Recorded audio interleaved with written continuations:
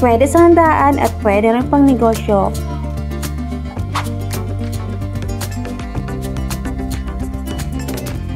Ito naman pong gagawin ko ay para sa Christmas party.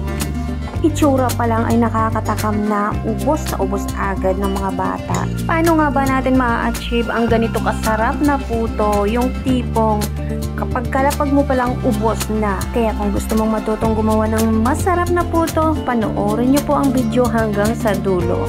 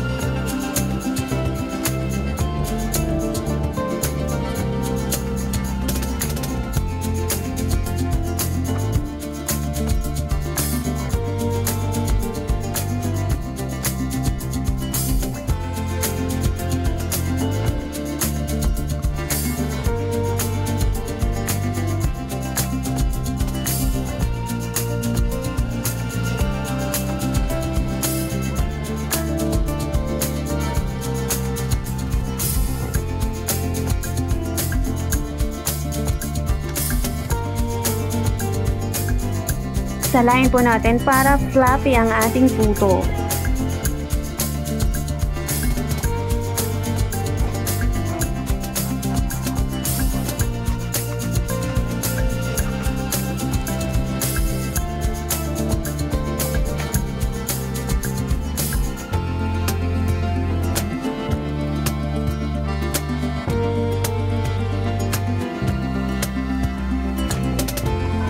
May oil na po yung ating puto butter kaya hindi na po ako naglagay ng oil sa molder. Ang recipe po na to ay times 3 po natin gagawin.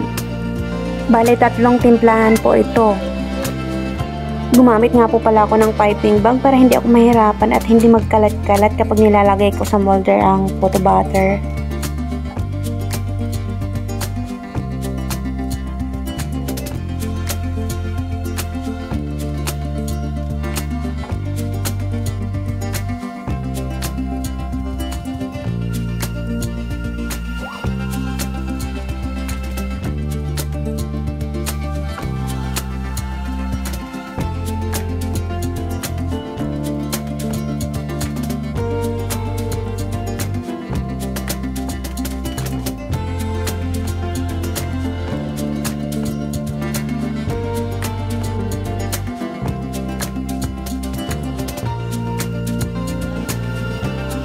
Gumamit po ako ng chocolate syrup pang toppings. Napakasarap po talaga nito, perfect.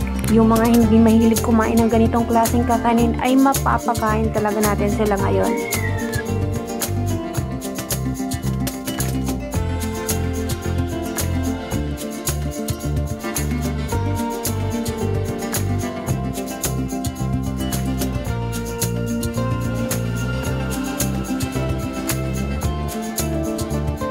Ganyang design lang po ang ginawa ko dahil mabilisan lang po itong ginagawa ko at dadalhin na po yan sa party.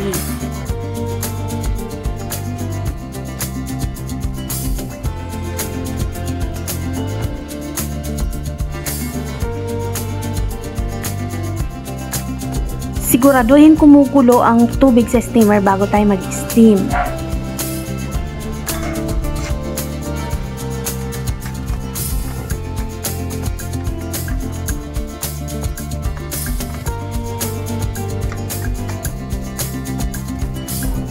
Steam po natin ng 15 minutes in medium fire. After 15 minutes ay pwede na po nating hanguin ang ating puto.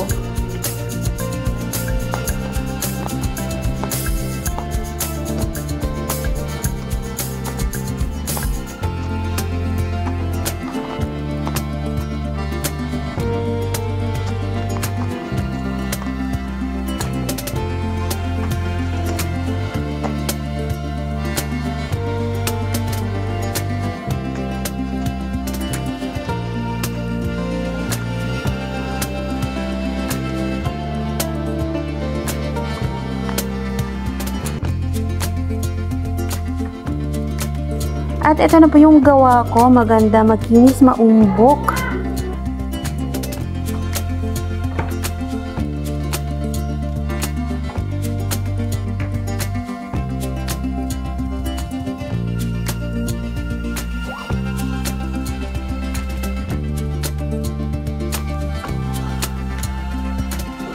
At pagkatapos lutuin, ito na po, minamadali na po ito, dadalhin na po sa school. At ito na po yung pangalawa at pangatlong timpla. Para din po ito sa Christmas party. Ang niluto ko po ngayong araw ay puro para sa Christmas party, kaya ginalingan ko pong paggawa na sinisiguro kong magugustuhan ng mga estudyante. Senior high school naman po ang pagdadalhan nito.